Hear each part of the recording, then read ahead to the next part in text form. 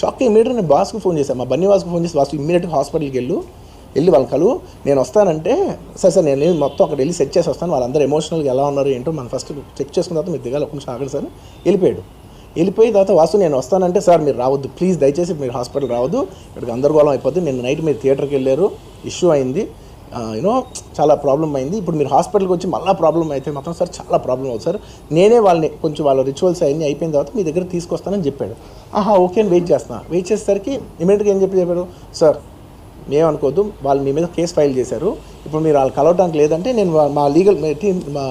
అదేం పర్లేదు వాసు నేను వచ్చేస్తాను, నేను కొంచెం మూర్ఖంగా మాట్లాడుతుంటే సార్ మా లీగల్ టీం చాలా స్ట్రిక్ట్గా చెప్పింది, sir they filed the case on you, మీరు ఇప్పుడు వెళ్తే legally it is not right thing to do, please don't go అని చెప్తే అప్పుడు ఆగాల్సి వచ్చింది. సార్ నాకు ఒక్కటే విషయం చెప్తా సార్, ఎవరో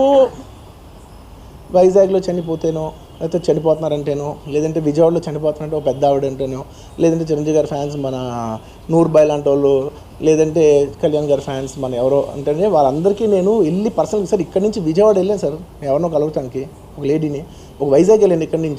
ఇక్కడి నుంచి ఎక్కడో ఉప్పలు ఉంటే ఎక్కడో దాటి ఉంటే ఎక్కడికో వెళ్ళాను. అలాంటిది నా ఓన్ ఫ్యాన్స్, నాకు నా ఫ్యాన్స్ అంటే ఎంత ఇష్టం మీ అందరికీ తెలుసు, అలాంటి నా ఓన్ ఫ్యాన్స్ నా ఓన్ థియేటర్లో నేను ఉన్న ప్రెమిసెస్లో అలా జరిగిందంటే నేను వెళ్ళి కలవనాలని, వాళ్ళు కలవాలి నాకు ఉండదా, అది మినిమం కదా, అసలు ఎవడైనా వెళ్ళి కలుస్తారు, ఎందుకు కలవను నేను కలవపడడానికి ఓన్లీ రీజన్ ఏంటంటే I'm legally I'm tired, I can't go,